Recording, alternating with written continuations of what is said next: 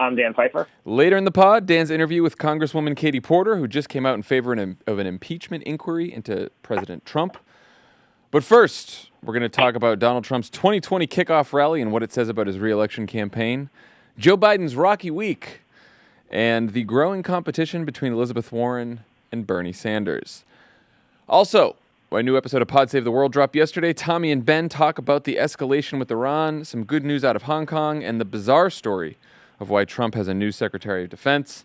Don't miss this week's episode of Hysteria, which also features What a Days, Priyanka Arabindi, who you know and love from our weekly Q&A live streams, and the latest installment in our presidential candidate interview series will drop on Friday. Tommy talked with Beto O'Rourke earlier this week when he was in Los Angeles. Dan, I believe you also have some book news. I do have some book news.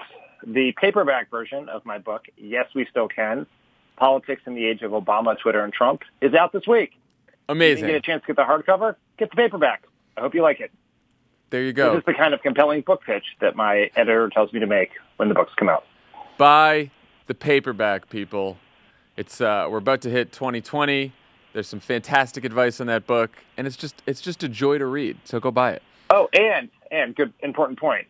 New epilogue, talking about what happened in 2018 and projecting forward some lessons we can learn from 2018 for 2020. So new content. New content alert in the paperback. Buried the lead, man. You can't get that. You can't get that kind of content on the pod. Selling. It is a constant topic of discussion back with my publisher.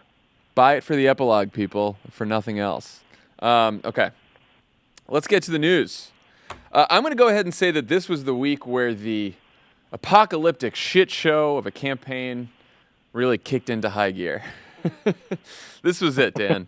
It started with the Donald Trump rally in Orlando, Florida on Tuesday night. The president officially filed papers for his re-election the day he was inaugurated and has been holding campaign rallies ever since, but he wants us to believe that the real campaign kickoff was Tuesday night, so let's go with that for now. In a speech that lasted more than an hour, Trump offered no new policies or any sort of real agenda for a second term, and instead alternated between patting himself on the back and painting himself as a victim of an illegal plot against his presidency and his family by the Democratic Party, Hillary Clinton, Barack Obama, Robert Mueller, the media, and the deep state, saying, quote, "Our radical Democrat opponents are driven by hatred, prejudice, and rage and want to destroy you, and they want to destroy our country as we know it." It's just all very cheery, very uplifting message from the president. And anyway, as he was saying all of this, the crowd responded with chants of CNN sucks and lock her up. So the more things change, the more they stay the same. Dan, what did you think of the speech? B for substance, A- for style? Are we doing the Mark Halperin style grade? Well, yeah, that was the callback. B- for substance, C for style. Overall grade A+++. No, we are obviously, for people who are just tuning this podcast, anti-Trump. Yeah. So I will try for a minute to take off my partisan hat and analyze the speech from the perspective of a neutral political observer, a pundit, if you will. It was terrible. It was poorly written. It had no actual message. It had no story. The press strategy around it was terrible. The whole thing was terrible. You could not possibly diagram what the goal was, what the message was, what sort of strategic itch it was trying to scratch. It was just a man vomiting narcissistic, conspiracy-laden talking points. Yeah, look, I know that, the big focus on Stephen Miller, as it should be, is that he is a C+ Santa Monica fascist, as Lovett calls him. And his behavior, his policy positions, the way he sees the world, his xenophobia, his racism, these are the things we should focus on. But as someone who spent a lot of time in my life as a speechwriter, I just want to say he is, without a doubt, the worst speechwriter to ever write for a president of the United States in my lifetime, by far. End of story. I mean, Michael Gerson wrote for George W. Bush. Did I agree with a lot of what he said? Not really. Fantastic writer. Peggy Noonan. Do I like her columns? I do not. Did she write great speeches for Ronald Reagan? Yes, she did. Stephen Miller he puts together phrases that are the most cliched, garbage, don't make any sense. Like Trump going off the prompter and doing his weird Trump thing where he just vomits up a bunch of words and says crazy shit is better than what is prepared by Stephen Miller. Just putting that out there, and I won't talk about Stephen Miller and speechwriting again. Just needed to say it for the kickoff. Do you know the Charlie Day meme where he is standing in front of the conspiracy theory board with pieces of paper and pictures and very well and yarn everywhere? Yes, the one I send to Brian all the time when he goes crazy in Slack. I think that Charlie Day meme is basically Stephen Miller's speechwriting process. It's not a great process, and it doesn't produce a very good speech. My other question, watching that speech, here's how I watched the speech. We all watched it in the office. Our team here, we did some response to the speech on the Pod Save America Twitter feed. The team did a fantastic job, so we're all watching it. I got about halfway through, and then I decided to drive home because I was hungry and needed dinner, and it was getting a little late. And I couldn't believe it was still on when I got home, and it kept going. I was bored by the speech. Is Trump getting boring? For some people, I think. I mean, if the goal was to get attention, he got attention in the run-up, for sure. Mm-hmm. But other than Fox, the cable networks, which are Trump's lifeblood, turned it off pretty quickly because he was saying nothing new. And, you know this because you had to write Obama's re-election announcement speeches around this time in 2011. And it's a really hard thing to do because, if you propose new ideas, people say, well, why don't you do those? You do those ideas now. You're president of the United States. And right. Finding the right balance between talking about yourself and you don't have an opponent yet is all very challenging. But you have to have something new. And Trump had nothing new. He just played all the old hits it was basically Trump on shuffle. Yeah, I mean, we were a real campaign, as are most presidential reelection campaigns, regardless of party. And I remember we decided to give a speech in the fall of 2011, and then we gave a kickoff speech in December, I believe, of 2011. And the fall speech was in Osawatomie, Kansas. And it was, the site of the new nationalism speech by Teddy Roosevelt, where he talks about breaking up the banks and trust busting and all this kind of stuff. And the reason we picked that location is because Barack Obama decided that he would define the 2012 election as a choice between one vision that just gave tax cuts to the rich and cut regulations and let everyone fend for themselves, or another vision where we took on wealthy special interests and fought for the middle class. And he said the defining issue of this election in this generation is whether people in this country can actually succeed if they work hard. So we had this whole speech set. We decided to try to frame the race. Yeah, we did have some new policies as well, but it was an effort by the president to sort of frame the re-election on his terms with his argument. This was not that. This was not that in any way. I was going to say, let's talk about to the extent there was a message of the speech, which I believe there was buried somewhere in the steaming pile of verbal diarrhea that was an hour-long speech. There was a couple different messages in there. What did you think the message was, or at least the various messages in that speech? What did you think they were, and what was Trump and his team trying to accomplish? I honestly don't have a fucking clue. It was 500 messages. There was a message, as you point out, about Democrats allowing immigration to destroy America and that MS-13 is going to come kill your family. There was a message about a deep state that was blocking Trump from more progress. There was a message about a great economy and these great accomplishments.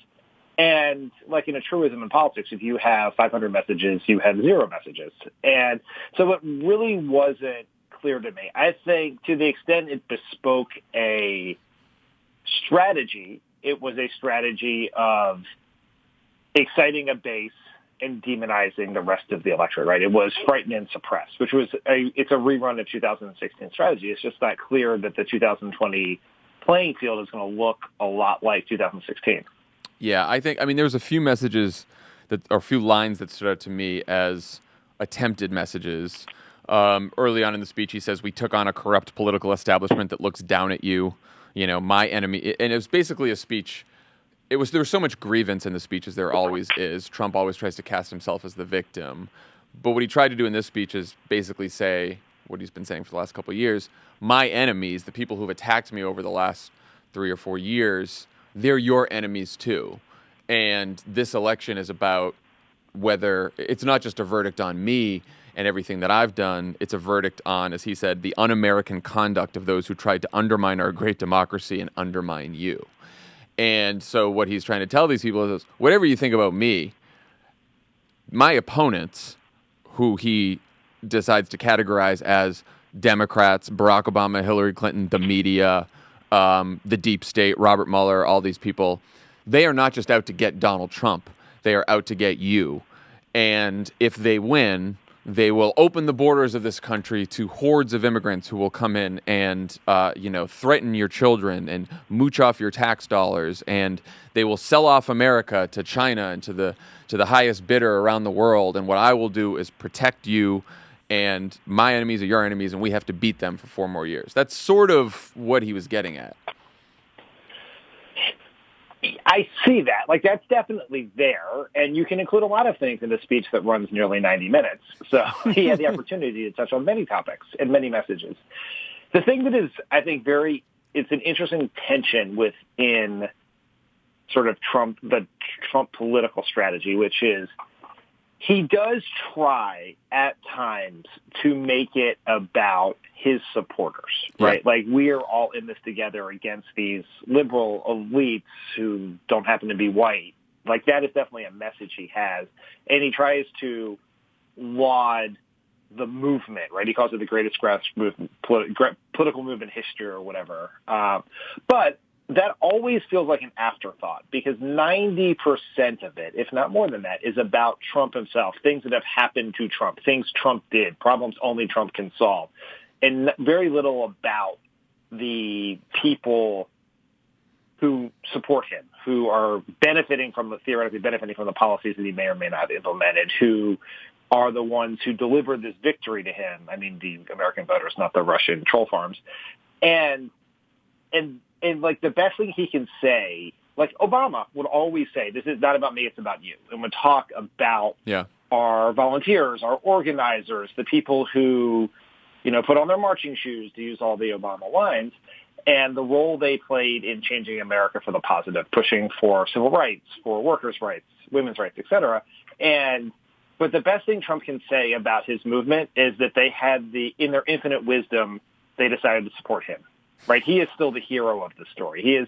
Trump is amazingly, in alternating sentences, the hero and victim of every sentence he admits. Yes, that is exactly right.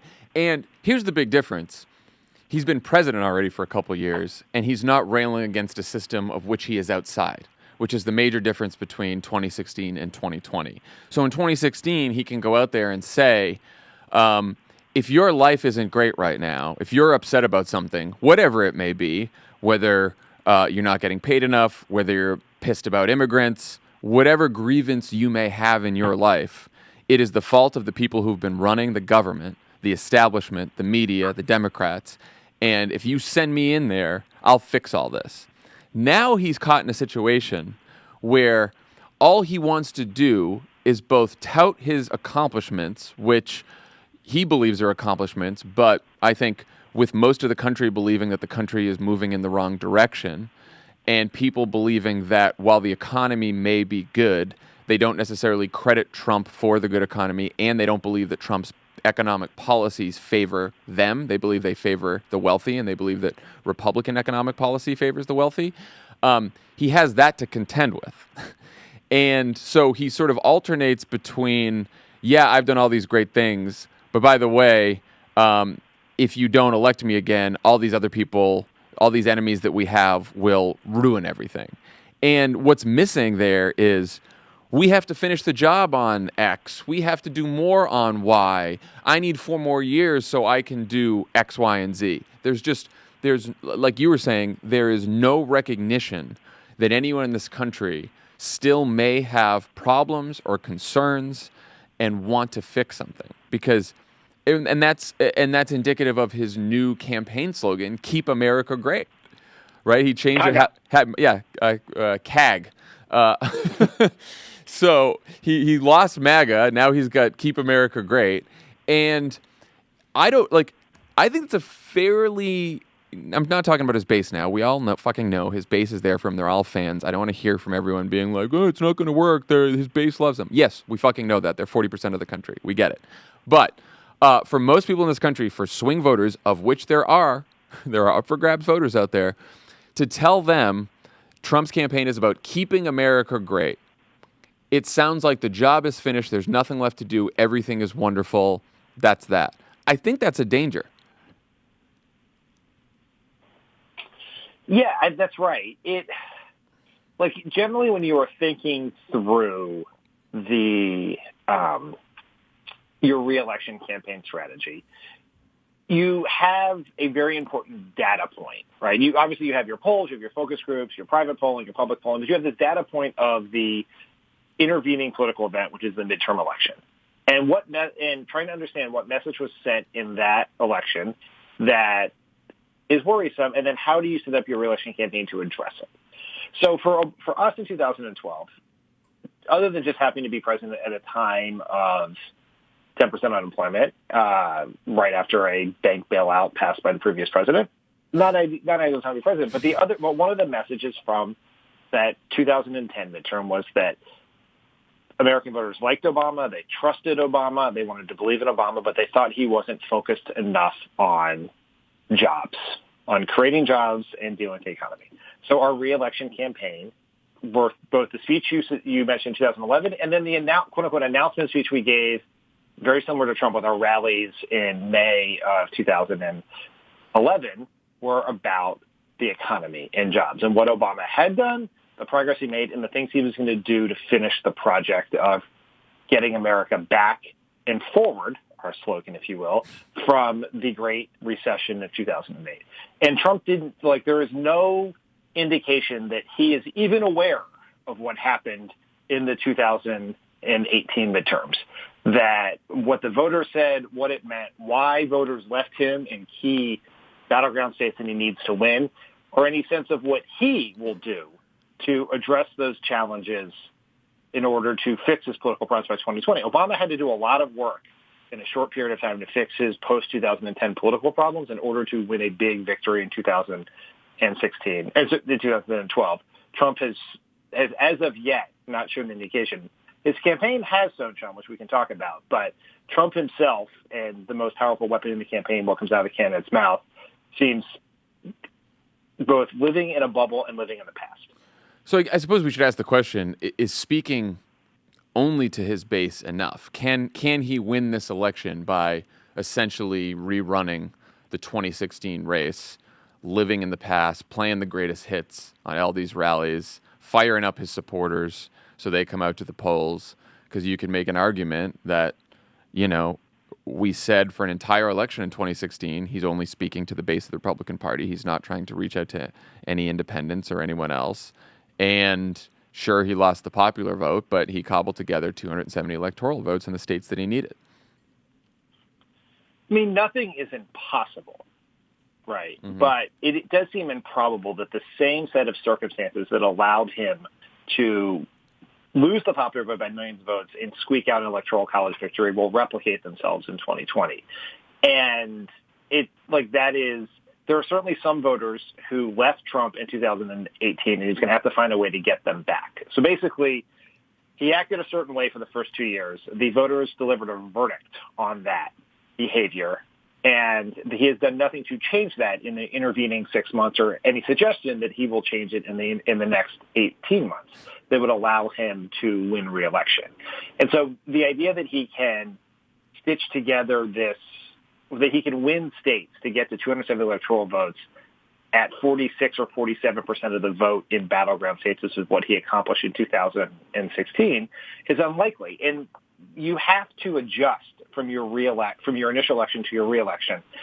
George W. Bush was in a similar situation to Trump in the sense that he lost the popular vote by a much smaller margin than Trump did, but he was able to win the Electoral College because enough voters voted for Ralph Nader, the third-party candidate, to tip the election to Bush. Right. Trump won because enough voters were voted for Jill Stein and or Gary Johnson, and that he was able to win with sub 50% of the vote in enough key states to get to 270. Or stayed home. Bush, what's that? Or stayed home. Or stayed home, right? Or stayed home. But I'm even operating just from the people who actually voted, right? Yeah. Because you need a third-party candidate to get a decent number of votes for you to win in the mid-40s, and for that to happen again, he needs a third-party candidate to suck it up. Bush knew that Democrats learned their lesson. They were not voting for Ralph Nader again. The error of their ways was made apparent, and so he had to change strategy. And Bush improved his standing with female voters by 5 points, which is what allowed him to win the popular vote in the Electoral College in 2004. The question is, what is Trump's plan to improve his standing with some set of the electorate between now and then? That is not readily apparent from what he is doing. So I don't think he can win with the exact same strategy he won in 2016. He's going to have to improve his standing with some voters somewhere. Now, that could be stronger base turnout. Now, that's something of diminishing returns, but it's not. He's going to have to do something differently than he did in 2016 to win. Yeah. I mean, the other thing I noticed in the New York Times write-up of the rally was there was a 72-year-old woman who attended the rally, and she said to the New York Times, "I just want to hear his plans." And he doesn't have those. Now, is that going to be the deciding factor for that woman? I don't know. But if there are people attending his rallies wondering where the plans are, what does that say about the voters he lost in 2018 to Democrats? And again, these are the real interesting voters here, because it could be the case that some of these people who voted for Donald Trump in 2016 voted for a Democrat in 2018 to sort of provide a check on Donald Trump, to stop Donald Trump and the Republicans from taking away their health care, to put a check on Donald Trump's behavior, but maybe saying to themselves, well, I still think he's doing a good enough job. I want to give him another 4 years. That's very possible. The voters we won back in 2018, we do not necessarily have for good in 2020. And so I think a big question is, what do those voters want? How do they see Trump? How do they see this election? And I'm sure both Trump and the Democrats are going to be wondering how to put those voters in their column. Yeah, I want to be very clear. I am not saying that Trump is going to lose. I am not saying don't wet the bed. The bed is fully fucking wet. Trump is a favorite to win re-election for a whole host of reasons that I'm happy to discuss. But it is a slight favorite, but he is most certainly a favorite, and Democrats are going to have to do everything pretty close to perfectly to stitch together 270 electoral votes. Are there any lessons or clues for the Democratic candidates in this speech?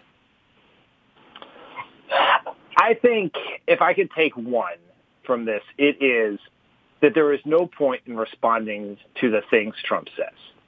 You could fill a room the size of a warehouse with researchers and rapid response people sending out tweets, videos, documents responding to all of Trump's lies, the absurd things he says, the offensive things he says, and you will end up just doing the inverse of Trump, which is having 500 messages that add up to less than one message.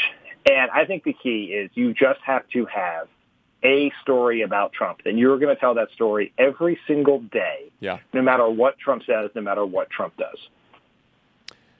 And my clues in the speech, I have jotted a few things down. One, he can't help but make it about himself, as we were talking about, and we should too. I mean, we've talked about this message a lot on this pod, that Donald Trump promised to put America first. All he does is put himself first. He commits crimes to put himself first. He enriches himself with his office. He uses immigration and xenophobia and racism as a way to divide people so he can win politically. Everything comes back to him. He only cares about himself and his fortune and his political standing, and he will stop at nothing to make himself better off. And he does not give a shit about anyone else. So, to the extent that he says things in the speech that try to show that he cares about other people, that try to, where he tries to argue that he has the greatest economy of all time, even though that's not the case, I do think those things are worth responding to. His case depends on convincing people that the economy is great and that he's responsible. We should not let him make that case. He wants to be seen clearly from the speech as the one who's fighting corruption in Washington. We cannot let him make that case because it's not true. And, of course, what we've known forever is when in doubt, he will try to scare voters with nonsense about immigration. And I think whoever our Democratic nominee is has to be able to not shy away from fighting him on immigration, but make a strong case in response. Yes, I wasn't trying to suggest that you should make issue-specific cases, but if you what he said, the arguments you want to make, mm-hmm. right? It falls under, you have a overall narrative, which is about Trump putting himself first. And I think the key to that message is you have to explain how that affects voters. Yes. Right? It's not just the idea of having a narcissist as president is bad. It has to be why having a narcissist affects you. And like you have said this before, Trump puts himself first. He is in the White House to enrich himself, to reward his friends, to punch his enemies. And he does all of that on taxpayer expense. Yeah. Trump, and then I think you have to take it one more step, which is that Trump is too focused on himself. Imagine if you had a president who woke up every day thinking about you, not about himself, not about his grievances, not about his enemies, not about his own bottom Totally line. agree. And I think that's really important. And you can fit all of that in there. So it's like Trump says the economy is great. Of course he thinks that. He has taken millions of taxpayer dollars and put them in his pocket through his hotels. All of his rich friends and political donors got rich off a tax cut that says that Amazon pays zero in federal taxes and you pay more. There's just a way to do it that flows from that. But if you're chasing every line for the viral hit, the gotcha, the fact check, you're gonna lose the forest for the trees. And I should add, the message that we're talking about is a hard message to break through, because what tends to happen is exactly what you were just warning against, which is Trump gives a speech like that. There's a blizzard of lies. We're all conditioned to, because we've all yelled at reporters, talk about the lies. So everyone fact checks. The president's a liar. He said all these lies, right? And so that gets a lot of attention.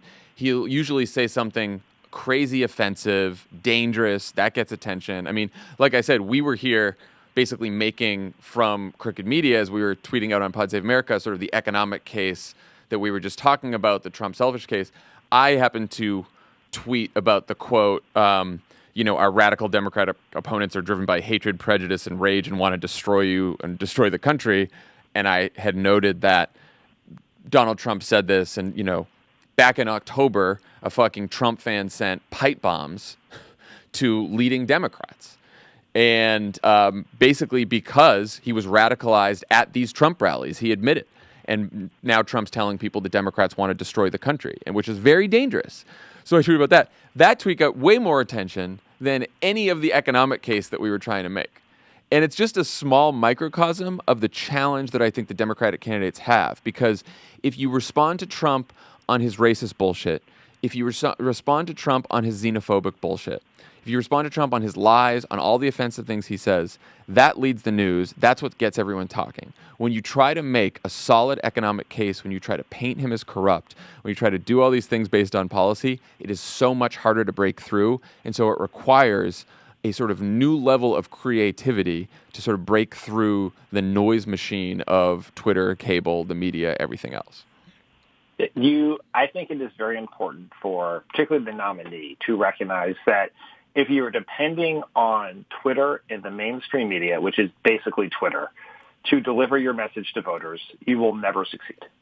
Right. It is impossible. Yep. Their incentives, the things they're interested in, the thing that drives retweets, which drives traffic, which drives bottom line, have nothing to do with what most voters care about. And so if that you're setting yourself up in a feedback loop of inane stupidity if that is the way which you are going to have to do it directly from your mouth when campaigning in their community and getting that message out through local media.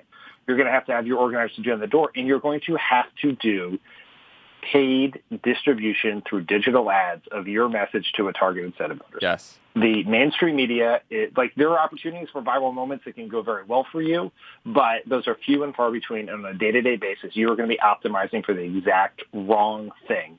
If what gets the most traffic, which gets the most retweets, which even frankly gets the most coverage in mainstream media, you will lose. It is just that fucking simple. And there are a lot of really smart people in the party who understand that. I really worry there are far too many at the top of too many of our campaigns who don't yet understand how the ground is shifted underneath our feet. So let's talk about Trump's overall campaign strategy here. In an interview this week with CBS News, Trump campaign manager Brad Parscale, how do you say his last name? Parscale? I think it's Peaky Blinder. Parscale. It's Parscale. Parscale. Campaign manager Brad Parscale said he thinks that Trump is going to rack up more electoral votes than he did in 2016 and win re-election by a landslide.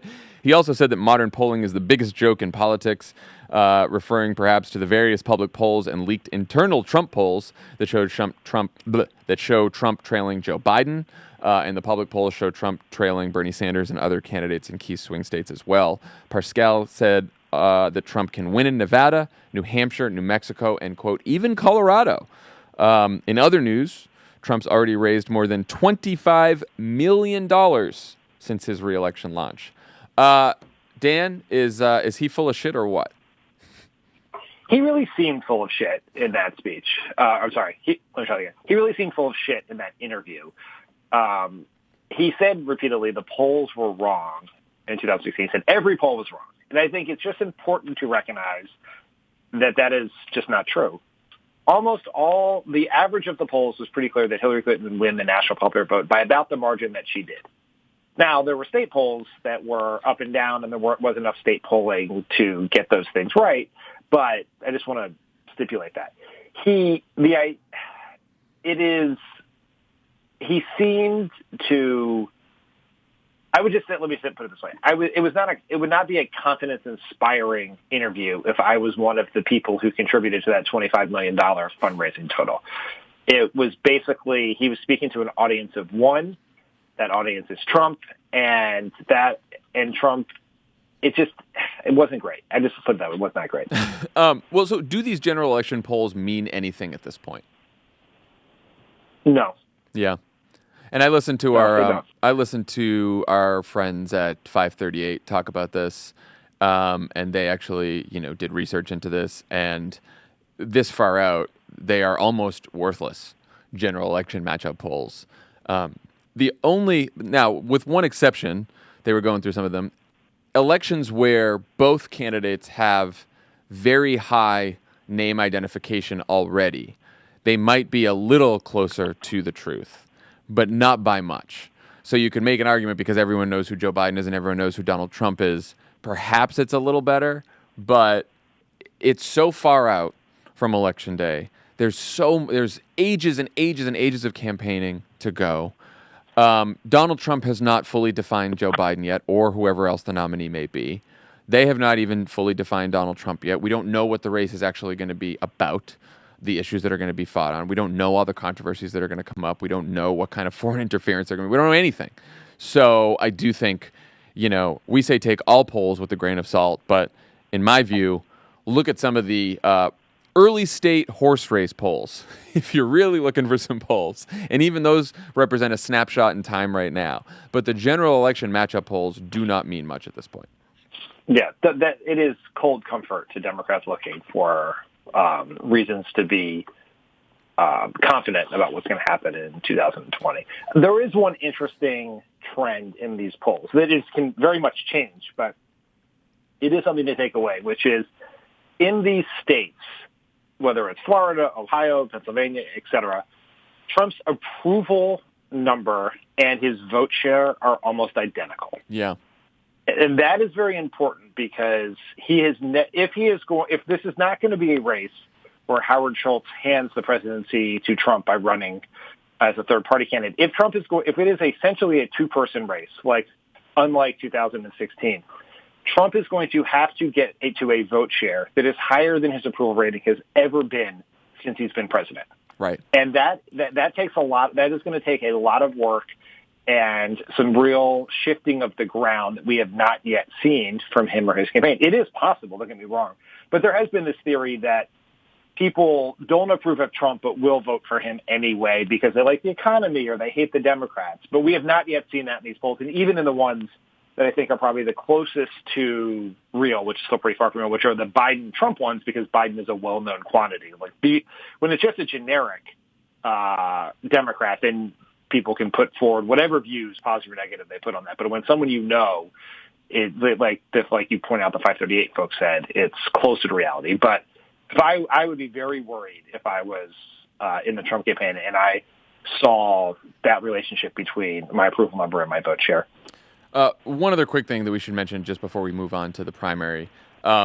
Police in Orlando had to get in between a group of Proud Boys who tried to confront an anti-Trump protest outside of the arena for the rally. Some of the Proud Boys, who are part of a neo-fascist organization that promotes violence. That's what the Proud Boys are. They are neo-fascists. They promote violence. Were captured on video outside the event chanting things like Pinochet was right and Roger Stone did nothing wrong. Trip Gabriel, the New York Times, quoted one Republican operative as saying the following, quote, "The Trump campaign is well aware of the organized participation of Proud Boys rallies merging into Trump events. They don't care. Staff are to treat it like a coalition they can't talk about." Pretty scary.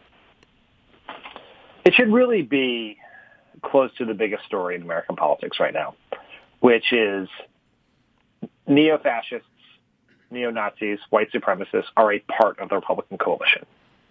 And that is something, and that is not just about Trump.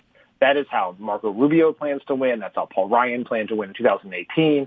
That is the modern Republican Party. For every one of those people who put on their Brooks Brothers suits and go work for Ben Sass, whoever else, you are working for a party that knows it needs the votes of white supremacists to win elections.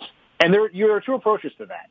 You could disavow that and try to broaden your coalition to still win, or you could just keep quiet about it and hope the Proud Boys show up on Election Day. And that is the choice the modern Republican Party made after 2016 election, and that's where we are. And I think that it is a tremendously undercovered, under-discussed part of politics in the Trump era. Yeah, it is, and you know what? I was probably most annoyed when I woke up the next day on Wednesday by the fucking Politico headline about Trump's rally. Greatest show on earth. The greatest, I'm going to get it right here. The greatest show of all time. The greatest show of all time is what a journalist, a media organization, that's how they decided to characterize a rally where the President of the United States said the Democratic Party is out to destroy America, where he lied the entire time, and where neo-fascists were outside the rally blending into his own event. That's how they decided to describe that. So the other big problem we have is the way that, and we could do a whole fucking episode on that, and we will do more, and we're not going to do it today, but we will, no one should think that the media has learned any lessons from 2016 as we head into 2020. Zero lessons. So that's something that we have to all be aware about and Democratic campaigns as they're trying to figure out, as you were saying, ways to get their message out, because the media is not a way to get your message out. You do that through paid advertising, you do that through your candidate, you do that through a whole bunch of different ways, but do not count on the press corps to, talk about what you want to talk about every day, or even to cover it in a way that actually captures the sheer insanity of the political crisis that we're in right now. No, their brains are broken by Twitter and Trump, just like the rest of us. And if you want to do something about the fact that Donald Trump just raised $25 million in an hour, that Donald Trump raised $25 million in a day, you can donate to our Unify or Die fund.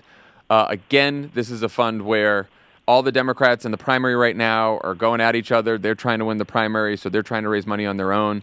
Whoever the nominee is not going to have much money by the time they face Donald Trump. Donald Trump's going to have an enormous war chest. And so what you can do right now is donate to the Unify or Die Fund and make sure that whoever the nominee is, they get that pot of money the second they become the nominee. Go to votesaveamerica.com/unify. Also, if you want to do something in 2019, we have elections in 2019. Some of them are very important.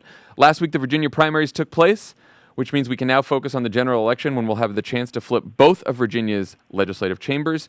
In each chamber, Democrats just need to flip 2 seats and hold all of their current seats to take control. If we have control of the VA legislature, that means we get to draw the maps in 2021. That means Democrats can make sure they have seats in Congress, that Congress isn't gerrymandered. This is a huge, huge deal. So go to our Fuck Jerry Fund. That is votesaveamerica.com/fuckjerry. Okay.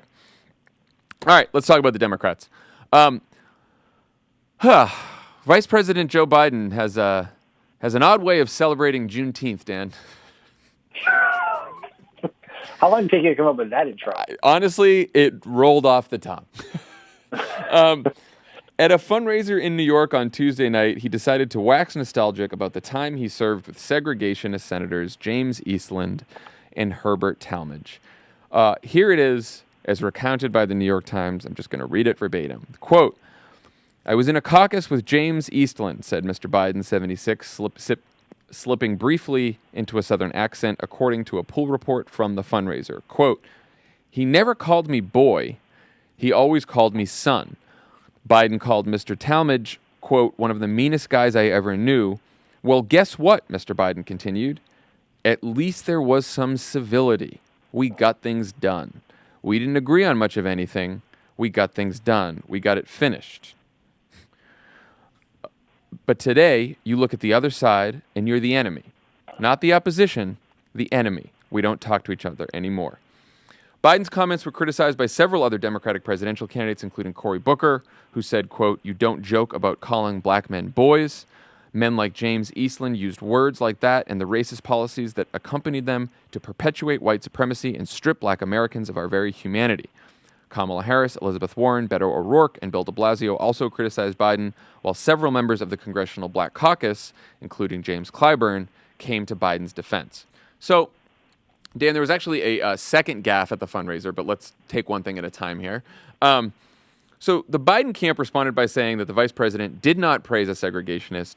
He said that sometimes in Congress you have to work with terrible and even racist politicians to get things done. Biden himself responded by saying that he doesn't have a racist bone in his body and cited his long record of civil rights advocacy, including his work to extend the Voting Rights Act in 1982. What do you make of this whole situation? Not great. Yeah, okay. Honestly, right.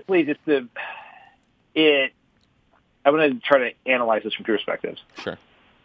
Personally, as people who have known Joe Biden and have tremendous admiration for him as a person and as an incredibly loyal vice president to President Obama, the whole thing makes me sad. Me too. Like, it is really sad. I hate that Joe Biden is far from perfect. None of us are perfect. He is one of the most human politicians you'll ever be around. And his strengths and his weaknesses are out there for the world to see. But he is a truly decent, good, caring human being. But it is also true, and this is one of the reasons why a lot of us were nervous about him. A lot of those of us who care about him were nervous about him running, is that he's not necessarily well equipped for the political moment we're in, both in his campaigning style, his demeanor, and it also just is the fact that he's been in politics forever and things have changed a lot. And you see this all the time when people who have been out of politics, and he hasn't had to run a race for 7 years and even then he was the vice president doing something. He was not the lead candidate. This is the thing that I've been worried about from the beginning about Biden's campaign.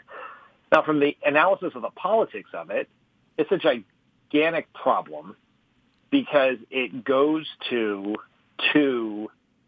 it undermines his two greatest strengths, which are that he has by far the most support among the African American community, and he is seen as by people as overwhelmingly the most electable candidate against Trump, which is theoretical and bullshit, but it is something that strength voters have given him. And when you make multiple gaffes, which was this, it undermines the electability case, and when you fail to understand why those comments would be offensive and hurtful to large segments of the American population, then you are undermining your support. And it's just, I think the whole situation is incredibly problematic for his campaign, and I'll leave it at that. Yeah, I mean, look, there's a lot of people today, Thursday, making the case, why is it so bad? This is how things get done in this country. You work with people that you don't like. You work with people that are sometimes awful people, right? This is what the Biden campaign responded with. No one is saying, at least I'm not saying, and I think a lot of Joe Biden's rivals aren't saying, and his critics aren't saying, that Joe Biden should have said, I refuse to co-sponsor, sign on to, work on legislation with anyone who is a segregationist. That is not the problem here. It is not the problem. The problem is that what he said represents a fundamental misunderstanding of our history and what was going on back then. James Eastland, here's Mississippi's James Eastland at a rally in 1956. Quote, when in the course of human events it becomes necessary to abolish the Negro race, proper methods should be used. Among these are guns, bows and arrows, slingshots, and knives. Okay? So that guy comes up to you, and you're in the Senate, and you know who he is, and you know what he believes.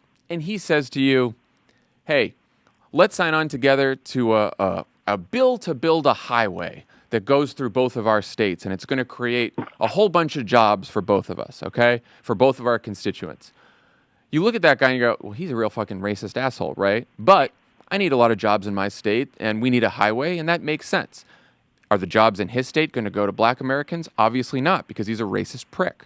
But this is a good thing to work on, and sometimes you just have to work on things with people who you don't like, so fine. That's fine to do. But 30 years later, 40 years later, in 2019, to then point to that example and say, those were the days when civility reigned and you could get stuff done with people you don't agree with. Well, that's not what happened there. Like, back then, the divisions in the Senate, the divisions in American politics were, you had liberal Republicans in the North, you had liberal Democrats in the North, of which Joe Biden was one back then, and then you had conservative Democrats and conservative Republicans in the South who were mainly segregationists. And to the extent that there was bipartisanship between those groups, it was bipartisanship in terms of doing things that left out and excluded black Americans. That was the only way you could have bipartisanship with people from the South, is if you worked on bills that excluded African Americans, that trampled their rights, that made them less human. That was the only way you could have bipartisanship. So all these years later, to look back and say, that was a golden age of bipartisanship and civility, and look at all the stuff that we got done, it's not racist, it's just a fundamental misunderstanding of politics, of history, and of where we are now. And on top of that, saying he never called me boy, he always called me son. I was going to bring that up. I mean, come on, man. You have to know the reason he didn't call you boy is because you were white. It's just, it hurts me too, because this is, I don't know. It's exactly what I thought was going to happen. I mean, there is the response, right, which I know we're going to talk about, but Cory Booker, among others, criticized Obama, and the question that, Cory Booker, among others, criticized Biden, and the question that Biden got as he was getting out of the car at a fundraiser, which I would just note from a campaign perspective, is that is terrible advance work, that in the middle of a crisis, Biden was able to be cornered by a CNN reporter on the way between the driveway and the door of a house. Like, there's better ways to do this. But I think the question was in the context of Cory Booker. So Biden responded to Cory Booker and said, Cory should apologize, and I don't have a racist bone in my body, which is problematic on about 9 levels. Cory Booker, obviously an African-American senator and presidential candidate, and not someone who is prone to demagoguery in any way. I mean, whatever, I don't know whether people support Cory Booker or not, but he's a very thoughtful person who chooses his words carefully. And Cory Booker did not call Joe Biden racist. He did not. He explained why, from the perspective of an African-American man living in America and serving the United States Senate, why that story was wrong and offensive and hurtful to him. And Biden should, instead of stubbornly yelling back at Cory Booker in a fairly dismissive and patronizing way, should instead try to understand why that was hurtful, as he knows Cory Booker, and Cory Booker wouldn't say that lightly. And try to address it and have a conversation with Cory Booker about it. Like, that would have been the right approach. And also, he just didn't call Biden racist. And the "I don't have a racist bone in my body" is a response to criticism on racial issues that is has a long history and is the defense that Trump uses, which is to somehow say that the thing I said that offended people on racial issues is you treat in this binary way that either I'm a member of the KKK or I don't have a racist bone in my body. When these issues are much more complex and nuanced, and everyone should be willing, especially someone who wants to be the leader of the Democratic Party, should be willing to analyze why it is that what they said caused hurt to someone they respect and trust. And what I really worry is that, the way that Biden sees all this stuff is, this is just the new left, woke Twitter, all these people, they criticize everything. Everything is a problem. Everything's blown out of proportion, and I'm a good person. I know I'm a good person. I have people around me who tell me I'm a good person, and so fuck this. I don't need to worry about this. And it's like, you know what? Maybe it is possible. It is entirely possible that this is a controversy that stays within, liberal circles, activist circles. It's a thing on Twitter. It's a thing on cable. And that a lot of other voters in the Democratic Party who aren't paying as close attention are saying, and they could be black voters too, because Joe Biden has a lot of support among the black community right now with black voters. And they could be saying, fuck this, it doesn't really matter. I love Joe Biden, right? And so fine, he can sort of skate by. But we are in a moment right now where we have to do, every one of these candidates has to do everything humanly possible to unite this party to beat Donald Trump, which is the most important thing in the fucking world right now. And so everything you say, you have to be careful. And you have to and look, and this goes, by the way, for people on the far left, too, who are like, fuck all the centrists and bullshit like that, too. No, we are in a moment right now where we need to have a great debate about the future of the party, for sure, and we need to argue about it. But we have to be careful as we do this, that we're not cavalier and just pissing off people or dismissing their concerns all the time. And that's what I worry about. The thing is, like, Joe Biden, if he wants to make his point about, the good old days of civility, he could have very easily talked about how he worked with Bob Dole, Republican Bob Dole, to extend the Voting Rights Act in 1982, a piece of civil rights legislation. And Joe Biden sat down with Bob Dole, and fucking Ronald Reagan signed it into law, and it was a good piece of legislation, and it was around civil rights, and Joe Biden got it done. He could talk about his work with John McCain. He could talk about his work with other Republicans. We, people on the left, maybe us, we might still roll our eyes a little bit, but it would have been totally fine. Did his advisors tell him to do those stories? Yes, they did. Did he listen to his advisors? No, he didn't. And that's part of the problem with this campaign. Yeah, I mean, Joe Biden has been telling the James Eastland story forever. It's in his 2007 book. It is Joe Biden is, and I am from Delaware. As we've said this probably many times, Joe Biden has been my senator, my vice president, nearly my entire life. And so I've been hearing Joe Biden tell stories forever. He tells the same stories all the time, over and over again, as every politician does. And the longer you're a politician, the more those stories become rote. And you're right. There are 1,000 different ways to say this. And it is a failure to adjust to the moment we were in and to understand how, like, something may have been true 40 years ago, but you have to talk about it in the present with the knowledge of everything that has changed and we have learned in those 40 years about what that all meant, how that moment looked then and how it looks now. And when you've been let's just go back to 2007. If you are still telling the same story about working with segregationists in 2019, you were telling in 2007, let alone 1997, 1987, 1977, then you've missed a massive shift to what's happening in this country in that time. And your point that his staff told him to pick a different senator, because you can pick anyone. Not to mention the fact that James Eastland was a Democrat, so it makes it a poor parable about bipartisanship. Right. It speaks to electability, like candidate skill. How is he going to be nimble and adjust on the campaign trail if you ran through this light? This wasn't a flashing yellow light. This was a red light, and he ran right through it. And yes, maybe this will end up being a cable news Twitter thing, but I think there will probably be massive record numbers of Americans who watch the debate Biden is in next Thursday. Yeah. And he's going to be on stage with people who have been critical of him. And how is he going to respond to that? Is he going to have a more thoughtful response than, no, you should apologize? There's not a racist bone in my body. And like you and I also know that for Joe Biden, for all of his strengths as a politician, he is not someone he is very strong-willed. Yeah. He is not someone who is easy to prep. If he has his mind set on doing something, he is going to do it. It is like prepping Joe Biden is a very challenging thing to do. He is very reticent to be quote unquote managed by staff.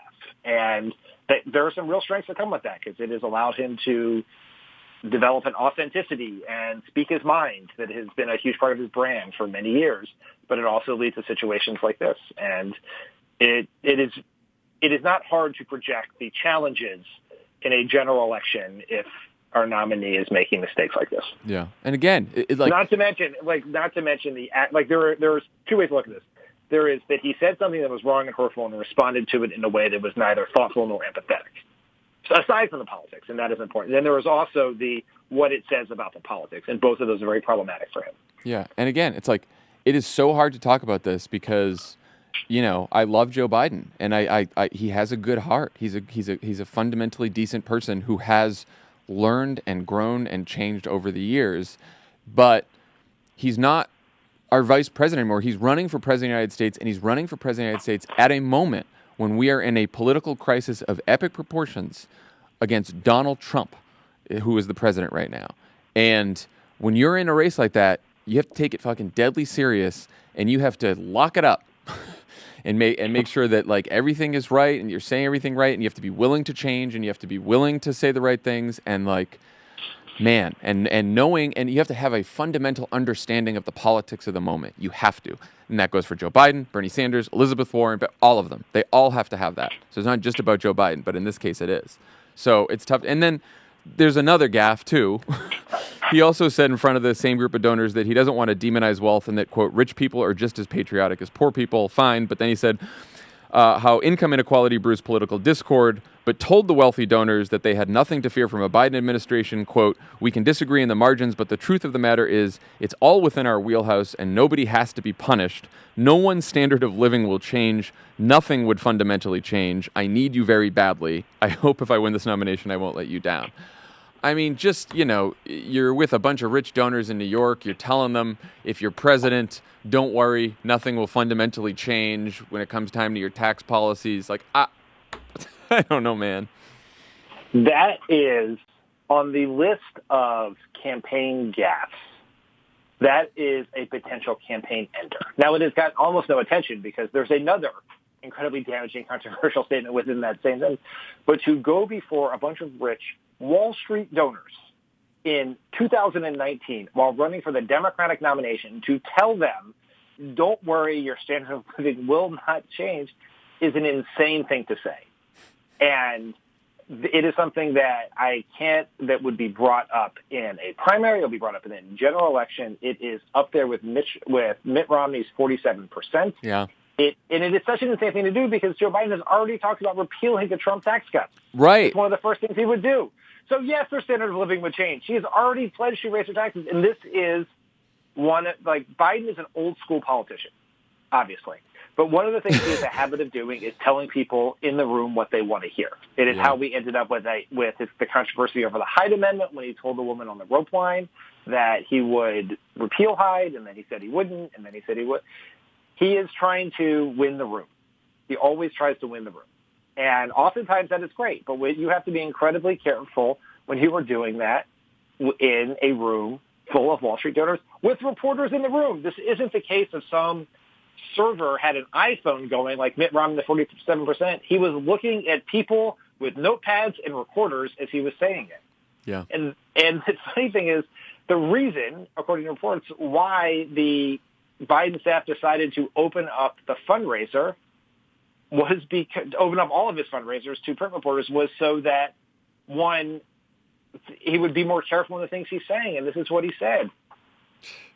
It's not great. I'm sure we'll see some of this. I'm banging my head against the wall because we are having this.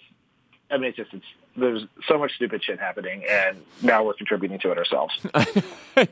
I know, but it's also like, don't run a race like this and force everyone to talk about all this shit by continuing to screw up. Don't do it.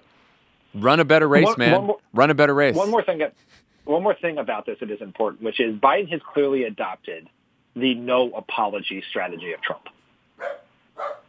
And that, I think, is a fundamental misreading of... Hold on, Leo's barking, sorry. ...what works in the Republican primary and what works in the Democratic primary. And if you make a mistake, you should apologize. You shouldn't apologize if you don't, just for the sake of apologies, but being thoughtful and nuanced and respectful is a way to win in Democratic primaries. It is not a way to win in Republican primaries. So emulating Trump, what worked for Trump in 2016 Republican primary, I think is a very poor strategic decision for what will work for Democrats in the 2020 primary. Okay, Dan, apparently Katie Porter's running 10 minutes late, so I think we can do our last Warren Sanders thing. All right. One more smallish primary controversy before we get to Katie Porter. On Monday's podcast, we talked for a bit about how Elizabeth Warren's recent rise in the polls seemed to be eating away at support for Bernie Sanders. So on Wednesday, Politico ran a story with the headline, quote, "Centrists are coming around to Elizabeth Warren as an alternative to Bernie Sanders." The story basically quotes a couple of people in the centrist organization Third Way saying they actually really like Elizabeth Warren. That's about it. That's the whole fucking story. Bernie Sanders then tweets the following in response to that story. Quote, "The cat is out of the bag. The corporate wing of the Democratic Party is publicly, quote, anybody but Bernie. They know our progressive agenda of Medicare for all, breaking up big banks, taking on drug companies, and raising wages is the real threat to the billionaire class." Dan, I was a bit surprised that Bernie or maybe his campaign chose to tweet this. Were you? I obviously I was, because you and Tommy and I all tweeted about it almost simultaneously, which is not a conspiracy. It's just we're all in the same Slack channel, so we see information at the same time. Yeah. But yeah, I was surprised. In reading everything that has come since, I have come to the conclusion that it was a poorly constructed tweet from the Sanders campaign. But it speaks to a defensive crouch that the Sanders campaign has adopted as Elizabeth Warren has begun surpassing him in polls. What they really should have done is just screenshotted the quote from Third Way that said that they would support anyone but Bernie. Right. Which is the point they were trying to make. But in a world in which, and the Sanders campaign is very savvy about social media, but in a world in which you link to a story that says establishment Democrats warming to Elizabeth Warren, and talk about corporate Democrats, the corporate wing of the Democratic Party, then the impression you were clearly giving is that you were attacking Elizabeth Warren. And that's just not the impression that we had. It was also a lot of people who were very supportive of Bernie were concerned about the tweet. Waleed Shahid of Justice Democrats, Arun, our who friend, used to work. Arun, who worked for, now he now works for someone else, but he, I think, still is very fond of Bernie and said that they should delete that tweet. A lot of people read it the way we did. So I am willing to chalk it up to a misfire, but it fits within a pattern of behavior, which within the Sanders campaign, which suggests Sanders campaign is running very differently in 2019 than it did in 2015. Well, I also think it speaks to sort of the challenge that they're facing right now is how do you separate yourself from Elizabeth Warren if Elizabeth Warren is the one gaining in the polls and seems to be acceptable to both progressives and at least mainstream Democrats in the party. And, you know, I think there's always been sort of a faction of the Sanders campaign, whether it was last time or this time, who sort of revels in making a contrast between Bernie Sanders and the Democratic establishment or centrist Democrats or corporate Democrats. Like, they kind of like to have this fight within the party. We talked about this when they sort of went after Think Progress. Remember that little controversy a couple months back? And I think they do that because they're like, well, how else are we going to separate ourselves from Warren? And I don't know. I mean, in some ways, I understand the challenge that they have in the Sanders campaign because they're probably sitting there saying, you know, we're the ones who moved the debate in the party to the left after 2016 because Bernie was out there for a long time on all these issues, and now he's not getting as much attention as Elizabeth Warren is. What's the deal? How do we get attention again? Which I think is actually a tough challenge. I mean, what would you do if you were in that position? It's very, very, very hard for them to figure out how to, like, Warren's success is, at least in the moment, a nightmare for Bernie. Yeah. It is much easier for Bernie to become the vessel for progressives uncomfortable with Joe Biden or whoever else is the front runner. When it is when it is Bernie versus Elizabeth Warren, then it's not like that. This is a hard, none of the things that he said or did in 2016 are applicable here. And there is just our friend Jennifer Palmieri, who was Hillary Clinton's communications director in 2016. So obviously she has run a campaign against Bernie, but she noted on Twitter that in the last election, one of the things she really admired about the Sanders campaign was just how cool they were. They never got too up, too down. They never reacted whether they were the same way, whether they're winning or losing. And the Sanders 2016 campaign was a superbly run campaign. To go from where they were to where they ended up was a tremendous achievement and a real understanding of the political moment in the party, if not the country. But in whether it's fighting with the Center for American Progress, as you point out, whether it is the long-running and very aggressive Twitter war that David Sirota, Bernie Sanders' speechwriter, has been having with Nate Silver about which polls are included. And then this fight, which is as notable as the original tweet was that was construed by many people, including us, as attacking Elizabeth Warren, was the follow-up tweets where Bernie Sanders himself, the presidential candidate who came within a few million votes of being the Democratic nominee last time, is now engaged in a back and forth with Jim Kessler, one of the leaders of Third Way, about who they would support and otherwise. It's just, there's something that feels just, there's sort of a lashing about looking for some sort of establishment grievance to hang on to here that I think is just very different than, I don't have an alternative strategy for them. I'm not saying this is the right one or the wrong one. It's just very different than what worked for Bernie in 2016. And I just think in general, if you have fought in the last few weeks with two think tanks and Nate Silver, that those are probably not things that are advancing your path towards a delegate majority. David Sirota is Bernie Sanders' speechwriter. Can you imagine, Dan, if in the 2008 primary I had a Twitter account and was, as speechwriter, was spending a lot of my time in like Twitter flame wars with fucking Nate Silver and various like shadow boxing various members of the Clinton campaign on Twitter, what you and Pluff and Axelrod would have done to me? I mean, you would not have been a speechwriter. Like Pluff would have shooed you out of the building carrying a shoebox with your possessions if he didn't just murder you on the spot. So and bizarre. There are very, very smart people running the Sanders campaign. I think Faz Shakira, his campaign manager, is incredibly. He's one of the best campaign managers out there, for sure. Yeah, bright death strategist. And I'm willing to bet that there are a lot of people in the campaign uncomfortable with a Twitter flame war with Nate Silver. Like, I mean, probably fast. I could make a case for why the third way fight or the Cats fight makes some strategic sense for Bernie. I'm not sure that those are paths I would take, but I see how it fits into a strategy of Sanders branding himself as the anti-establishment Democrat. Whenever, and we have all been guilty of this, the Obama campaign, you and I individually, of publicly fighting with pollsters about the makeup of their polls or their models, that is never something that comes off well. It is a flashing sign of weakness. Unskew. Yeah, exactly. Okay, when we come back, you'll all hear Dan's interview with Representative Katie Porter.